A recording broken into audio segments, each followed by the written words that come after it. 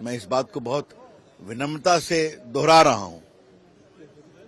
The conduct of an individual जज in terms of propriety is equally important for independence of judiciary.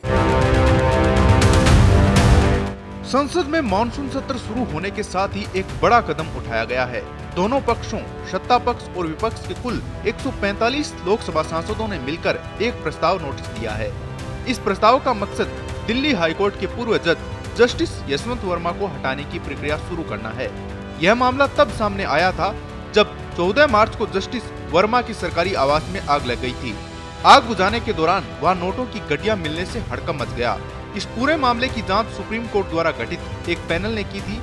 Panel ने पाया कि इन आरोपों में कुछ सच्चाई है। सांसदों द्वारा दिया गया यह नोटिस जजेज इंक्वायरी एक्ट 1968 के तहत आता है। इस कानून के अनुसार अगर किसी जज के खिलाफ शिकायत लोकसभा में करनी हो तो कम से कम 100 सांसदों के हस्ताक्षर जरूरी होते हैं।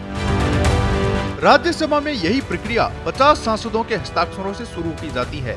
इस प्रस्ताव पर हस्ताक्षर करने वालों में विपक्ष के नेता राहुल गांधी, बीजेपी के अनुराग ठाकुर, रविशंकर प्रसाद, राजीव प्रताप रूडी, पीपी चौधरी, कांग्रेस के केसी वेणुगोपाल और एनसीपी की सुप्रिया सुले जैसे नाम शामिल है। इसके अलावा टीडीपी, जेडीयू, जेडीएस, जनसेना पार्टी, एजीपी, शिवसेना और सीपीआईएम के सांसदों ने भी समर्थन दिया है। एक संवैधानिक प्रक्रिया है। एक बात आप समझें, न्यायपालिका की ईमानदारी, पारदर्शिता और उनकी स्वतंत्रता तभी सफल होगी जब सम्मानीय न्यायाधीशों का आचरण भी अच्छा होगा। मैं इस बात को बहुत विनम्रता से दोहरा रहा हूं।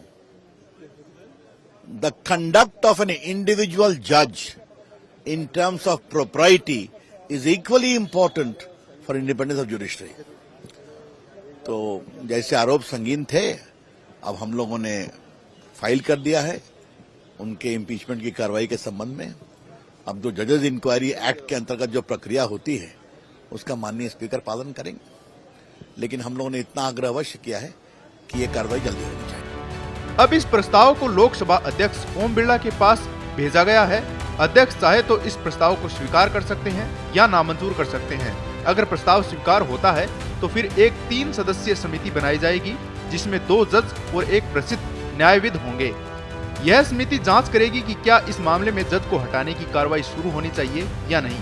ऐसे में यह पूरा मामला देश की न्यायिक व्यवस्था और संसद की जवाबदेही की दिशा में एक महत्वपूर्ण घटनाक्रम माना जा रहा है। ताज़ा अपडेट के लिए जुड़े रहें पत्रिका के साथ। नमस्कार।